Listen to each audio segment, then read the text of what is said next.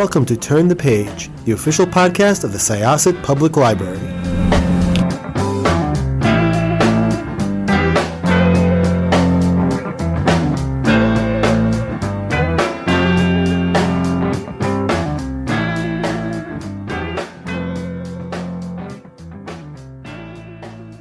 Welcome to Syosset Library's Turn the Page podcast. My name is Jessica. I am your host today, and I'm here to talk about a book that is going to, no doubt, go far with, I think, just people who like ghost stories, people who are book club people, people who like historical fiction, people who like a little bit of horror in their historical fiction. I can't say enough about this book. So what I'm going to do first is I'm going to allow our guest to introduce herself and tell us about JUNIE, and then we can get into it because there's just so much about this book that I loved, and I'd like to hear a little bit about it from the author's own words first. So welcome, Erin. Wow, thank you so much, Jessica.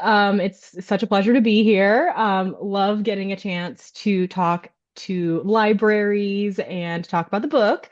So JUNIE is my debut novel. It focuses on the main character, JUNIE, who it is a coming of age story about her. JUNIE is a 16-year-old enslaved girl on a plantation in Alabama just before the Civil War. She is working as the maid to the plantation owner's daughter, who she's sort of been raised with as like kind of a playmate friend situation. As Violet, the plantation owner's daughter, as her marriage kind of starts to loom over them, causing big problems on the plantation, JUNIE commits this very desperate act that ends up awakening her deceased sister's ghost. And once that ghost comes into the picture, things get really shaken up. JUNIE is sent on this really like sweeping coming of age journey where she is falling in love for the first time. She's discovering all of these different things about the plantation that she didn't know, that were sort of hidden from her by the family members that she lives with, who sort of wanted to protect some of her innocence. And it really challenges her to consider this idea of what she is willing to do for liberation and whether or not love and abuse can coexist in the same setting. So it really turns into this kind of like big story of, a big story, but a story that very much focuses on one character's journey. I mean, that is a really amazing way of summing everything up and still doesn't even scratch the surface of how much is going on in this book. So this started for you a little bit from a family story. Am I correct? Absolutely. Yes, it did. So JUNIE is very loosely based on my grandmother's grandmother's grandmother. I don't know how many greats that is. A lot of greats. Whose name was Jane Cotton. And Grandma Jane, as we call her in the family, she escaped slavery in Alabama. She ended up going on to become one of the first people to settle in the community that became the town where my family is now from. So she sort of lives on in my grandmother's family's lore in this really big way. And the way that I know about her is from my grandmother. My grandmother used to tell me all of the family stories. My grandmother was this incredible storyteller. And she used to tell this tale about Grandma Jane and the escape. And then Grandma Jane went on to like live to be into her hundreds and only died because she got hit by a horse and buggy. This woman lived like a crazy life. So she like so my grandma would tell me this, and I one day when I was visiting, she told me the story, and it just kind of stuck with me in a different way. I think I just kind of read the right books recently or something in that that zone, and I just started thinking a lot about this story and how I might be able to take this family story and transform it into a book. JUNIE herself as a character is like not really that based on anything about Grandma Jane, in the sense that we don't know that much about Grandma Jane's life in slavery. You don't really know anything about her life in slavery because it's next to impossible to really get any information on enslaved people's lives. So we don't really know anything about what her experiences were or anything like that beyond the fact that we know that she would have been in Lowndes County, Alabama. So this was also me kind of using my imagination to create what maybe the before of that escape was. And like in considering what may have motivated her to get to that point and, all of the different thoughts and things that may have gone into that. Yeah, and I mean, what an incredible story, first of all. It's cool that you have this family story and that it sparked this really just sweeping story that the tension really rises so well. And like when we first meet Junie, so as you mentioned, she's, her family is enslaved on Bellarine, which is the plantation, and she's really, really close to the master's daughter, Violet, who has taught her to read. And Violet, in a way, like their friendship is almost like a blind spot, I want to say. Does that make I don't know if I would, she's Yeah. she's there's a lot of affection there, and it's not really until this perspective spouse for Violet comes in with Yeah. Caleb, who is, his enslaved uh, man for her, yeah, Valet, valet, chauffeur, all butler, of the above. whatever. Yeah, Yeah. exactly. He is the one who kind of points out like that no matter how much affection there is, it's always going to be a power imbalance. And Yeah. the way that, Violet is able to kind of go about life, um, and the way that she, is kind of like she kind of glosses over some of the stuff that her perspective Yeah. husband does, it kind of starts to really poke at Junie. And I think like one of the things, because I was really wondering at first with their friendship, I was like, it seems genuine, but how Yeah. genuine can a friendship like that really be when really, I mean, you own your friend. Like that's not Yeah, it. Yeah, exactly. exactly. So, the way that everything kind of unravels was just done really, really well because I have read a lot of books t set in this time period, mostly by, I mean, I'm white, but mostly, Mhm. by white authors where Yeah, it's not, I think the most of them out there at this yeah. point currently are probably by white authors. Yeah, where it's, there isn't really, it's like, well, not her, it's Hmm. everybody else, but it's not my bestie. And I like how complicated their relationship is.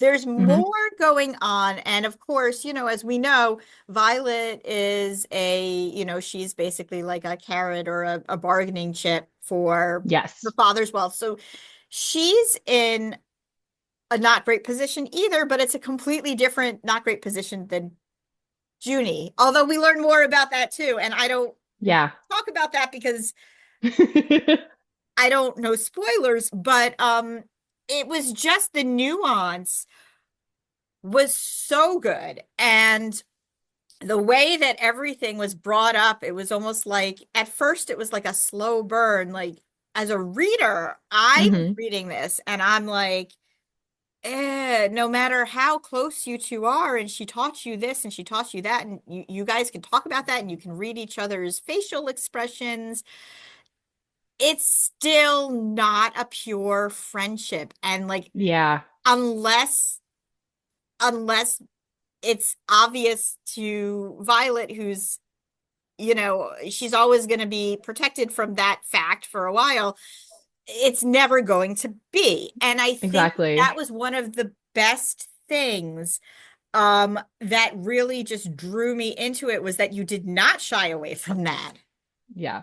Thank you. I appreciate that relationship was definitely a really tough one to write and something I wanted to spend a lot of time on because I thought it was such a it was incredibly complicated. And it's something that also did happen. I mean, it was very common that like enslaved kids were essentially used as like playmates, like that for the white kids. That was really common. And then all of a sudden, and frankly, that same dynamic that went past slavery, that continued into Jim Crow. That went on for a very long time. Even my grandparents would talk about experiences like that, where there was this notion that when, their children, black and white kids could play together, that it was fine, that you could hang out, you could do whatever when you're kids, but that there's this age threshold, this sort of invisible line that would come in where all of a sudden it was like, no more. You are now divided into these roles. But that, of course, becomes incredibly complicated for a character like Junie. Junie has lived her entire life on this plantation. She has never left. She's never been anywhere else. She does not know anyone else. She's sort of in almost like a Plato's cave situation. She has no sense of the world beyond what she's able to read in the books that Violet provides her. So even in the books, if we're thinking about the books, she's limited to what's in Violet's library, which comes down to, yes, Violet, as we see throughout the book, is a big reader. There's a lot there, but it is still coming down to whatever Violet happens to decide to have around. Um, and I think that as a result, Junie she doesn't she doesn't have enough experience to really understand where that dynamic might be off. There's not really anyone there or around her who can illustrate that to her in a big way until Caleb shows up. I think until the visitors come in and until you start to see Caleb and the Taylors and all of that, they start to bring in some other perspectives that change the way that Junie thinks about things. I also think that just that both Junie and Violet are just confronted with more realities of adulthood, and they're confronted with more complicated choices that put that relationship to the test, which for me was really important throughout the story to see, well, how far, if Violet claims that she loves Junie, like how far does that love really go? And where does that love go, and how does Violet interpret it? Because I think as without giving anything away, you could see that relationship is really put to the test throughout the story. It is. And the Taylors in general, wow, like I have to say, I have some very strong feelings. And again, I really don't want to say anything else because it just escalates throughout the story. Hmm. But, the way that you just kind of ratchet up just the tension and the development of the relationships and how the McQueens, which is Violet's family, are talking about the Taylors and how they relate to each other versus Hmm. the Taylors in general. It was just really well written. But Hmm. I also wanted to just, talk a little bit about, first of all, Caleb was a wonderful character.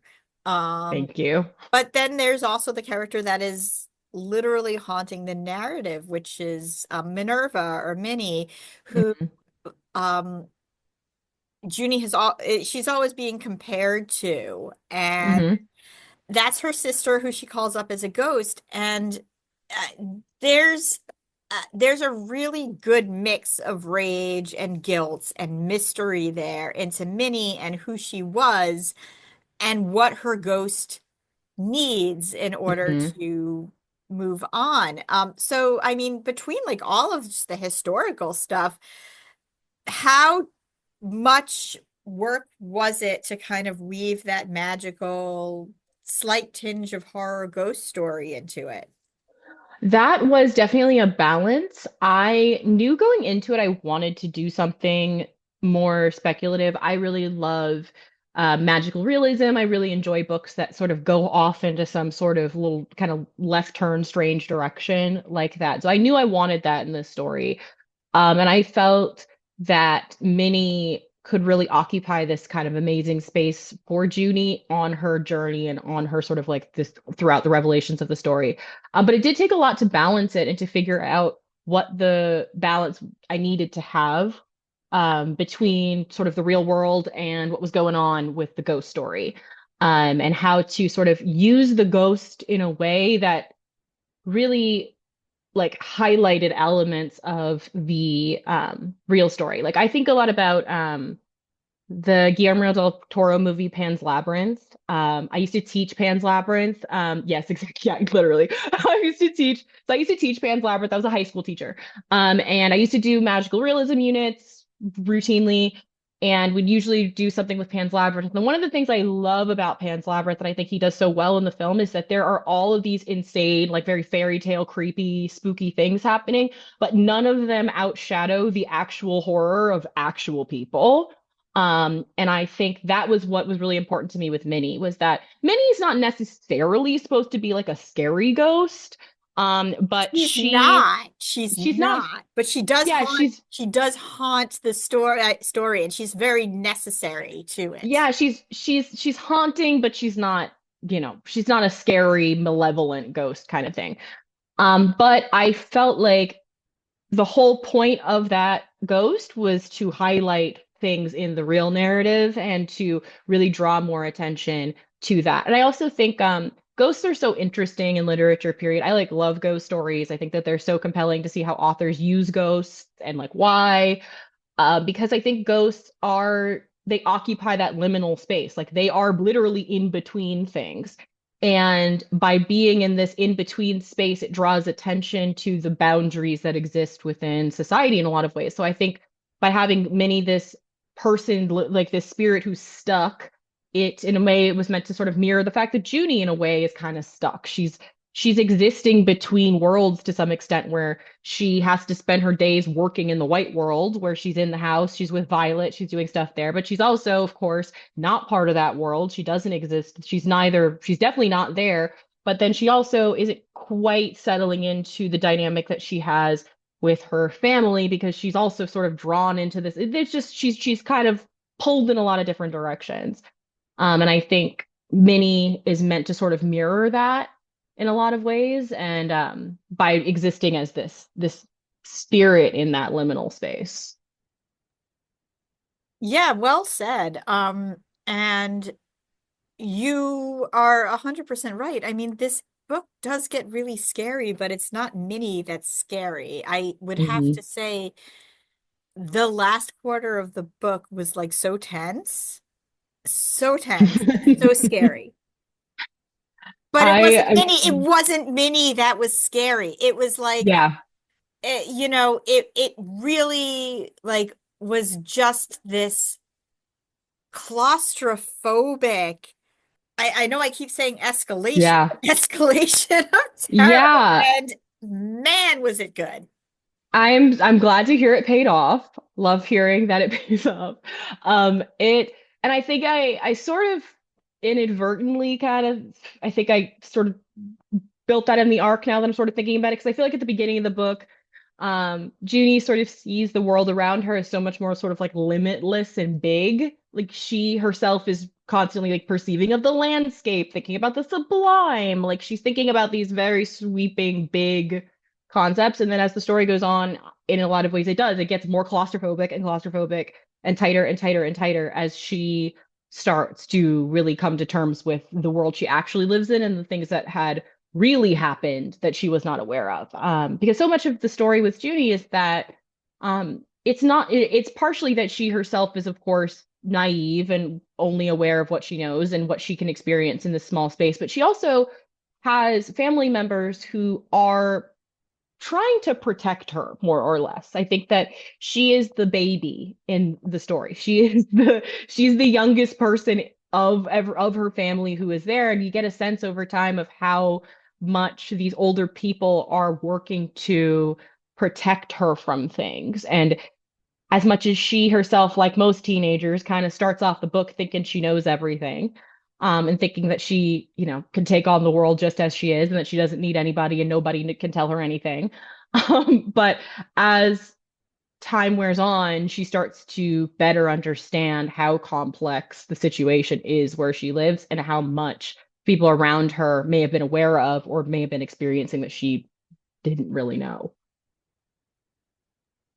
I'm going to stop there because other things will lead to conversations that are going to give spoilers, and I really Yes, want to do that. But I do no think spoilers. no spoilers, but this is a wonderful book. It's a wonderful book. Like I said, it's going to be great for book clubs. It's good for people who Hmm. like ghost stories.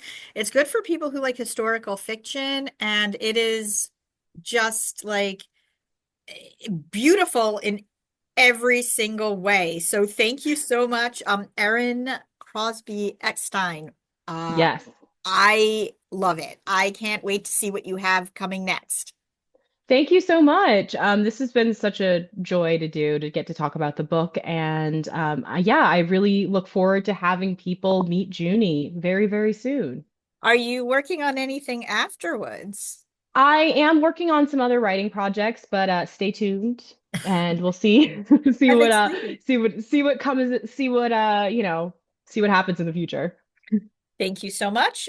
This was Yes. Jessica with Syosset Libraries Turn the Page podcast. Check out Junie, and we are going to close this chapter of Turn the Page. It's time to close this chapter of Turn the Page. Join us for the next episode.